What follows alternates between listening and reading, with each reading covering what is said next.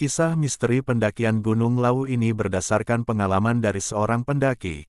Sebut saja namanya Anton. Cerita ini berawal ketika saat Anton mendaki Gunung Lawu yang terletak di daerah Magetan. Gunung Lawu berada di antara perbatasan wilayah Kabupaten Ngawi dan Magetan. Gunung Lawu ini cukup terkenal karena keindahan alamnya, sehingga memikat para pendaki untuk berkunjung ke sana, termasuk Anton yang memang seorang pendaki gunung dan dia pun cukup berani untuk mendaki gunung tersebut sendirian. Dengan memiliki lokasi yang strategis, para pendaki dapat melihat dua provinsi sekaligus dari puncak Gunung Lawu, sehingga setiap tahunnya gunung ini tidak pernah sepi dari pendaki. Konon dari beberapa cerita yang terdengar dari para pendaki, selain panoramanya yang indah terdapat cerita misteri yang tersimpan di balik Gunung Lawu ini, yaitu jalur yang dinamai Jalur Candi Ceto. Menurut beberapa orang dan masyarakat, jalur Candi Ceto diyakini memiliki kisah horor tersendiri sebagai tempatnya para lelembut atau disebut juga Pasar Setan Gunung Lawu. Anton juga sempat berpikir untuk melanjutkan pendakian atau tidak, setelah mendengar kisah dari Gunung Lawu tersebut, yang sebagian ceritanya menjurus kepada hal mistis atau kisah misteri. Namun, ia mencoba untuk tidak peduli. Setelah mempersiapkan barang-barang dan logistik untuk pendakian, Anton pun siap untuk berangkat menuju Gunung Lawu. Anton berangkat naik bus arah Jawa Timur pada jam 9 pagi dan sampai tujuan sekitar jam 5 sore.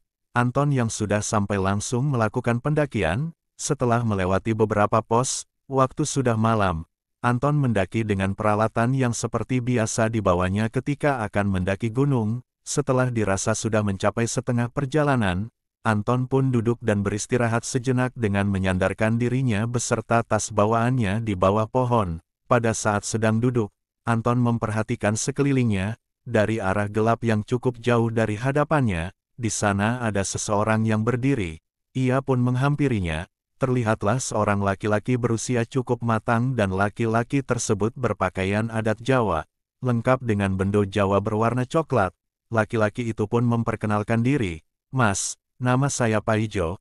Anton yang sudah mulai keringatan karena kecapean pun menjawab dengan ramah. Iya mas, saya Anton. Mas mau pergi ke puncak Gunung Lawu ya?"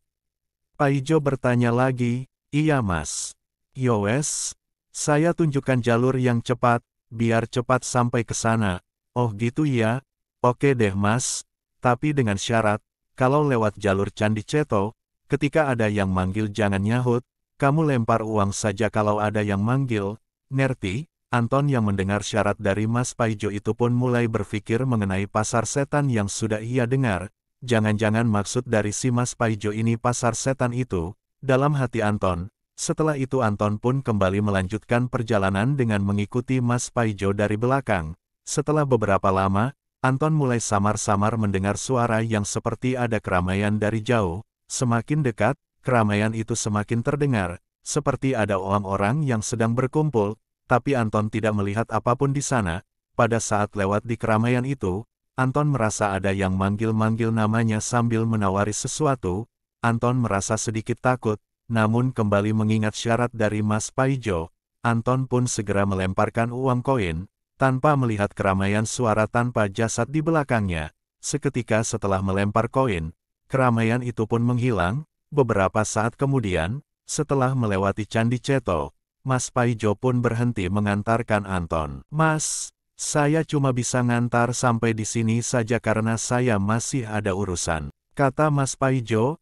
"Oh iya mas, makasih banyak." Anton menjawab sambil menoleh ke arah Mas Paijo, namun Mas Paijo sudah menghilang tanpa jejak. Anton dibuat kaget seketika. Anton pun melanjutkan perjalanan menuju puncak Gunung Lawu dan akhirnya Anton pun berhasil sampai ke puncak, sehingga dapat melihat keindahan panorama dari puncak tersebut. Setelah itu Anton pun memasang tenda untuk bermalam di puncak, sebelum besok kembali pulang ke rumahnya. Singkat cerita, sampailah Anton di rumahnya. Anton merasa sangat capek. Saat hendak beristirahat, ia melihat sebuah koran tergeletak di meja makan dengan bertuliskan berita, "Pendaki yang hilang di Gunung Lawu telah ditemukan dalam keadaan meninggal seminggu yang lalu." Dengan foto orang yang meninggal tersebut, betapa kagetnya Anton melihat foto orang yang memakai baju Jawa dengan bendo coklat itu yang tak lain adalah Mas Paijo yang sudah baik mengantarkan dan menunjukkan jalur Candi Ceto kepada Anton. Seketika itu, Anton pun kaget dan tangannya gemetar. Hah? Seminggu yang lalu, berarti? Wajah Anton langsung pucat karena terlalu merinding dan takut sampai tidak bisa berkata-kata lagi. Ternyata orang yang kemarin dia temui adalah hantu dari Mas Paijo yang sudah meninggal seminggu yang lalu dan jasadnya baru saja ditemukan.